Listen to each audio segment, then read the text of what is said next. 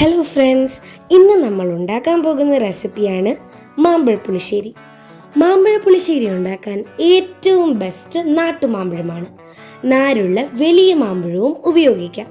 ഇപ്പോൾ ഞാൻ മാമ്പഴ പുളിശ്ശേരി ഉണ്ടാക്കാൻ 3 നാട്ടുമാമ്പഴവും 1 നാരുള്ള മാമ്പഴവുമാണ് എടുത്തിട്ടുള്ളത്.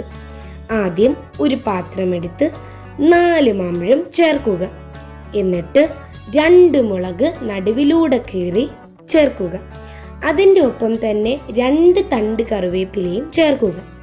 എന്നിട്ട് നമ്മൾ 1 ടീസ്പൂൺ ഉപ്പും 1/4 ടീസ്പൂൺ മഞ്ഞൾപ്പൊടിയും ചേർക്കുക.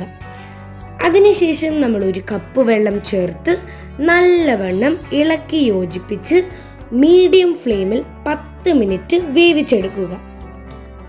ഇനി നമുക്ക് മാമ്പഴ പുളിശ്ശേരിക്ക് വേണ്ടിയുള്ള അരപ്പ് ഉണ്ടാക്കാം.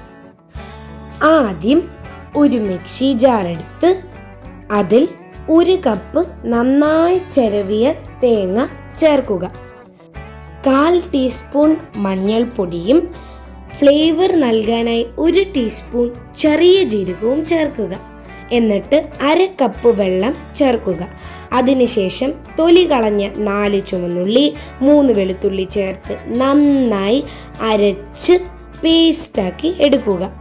വേവിച്ചു വെച്ച മാമ്പഴത്തിൽ ഈ അരപ്പ് ചേർത്ത് നന്നായി ചേർത്തിളക്കി ലിഡ് വെക്കാതെ 2 മിനിറ്റ് നല്ലവണ്ണം ഇളക്കി തിളപ്പിക്കുക.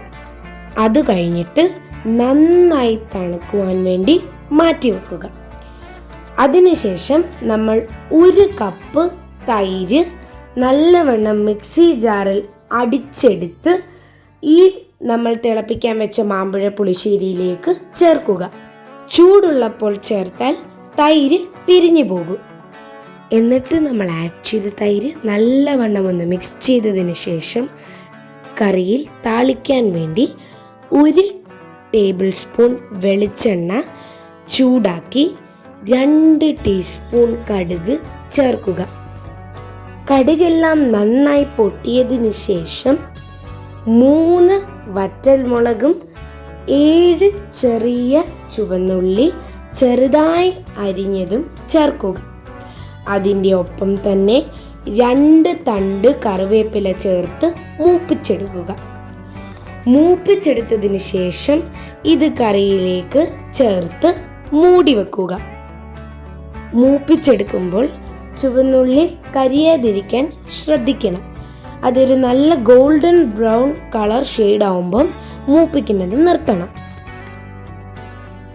വിളമ്പുന്നതിന് തൊട്ടു മുമ്പ് ഇളക്കി യോജിപ്പിക്കുക.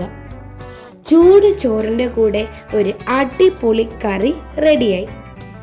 Please subscribe to my channel and see you in the next video.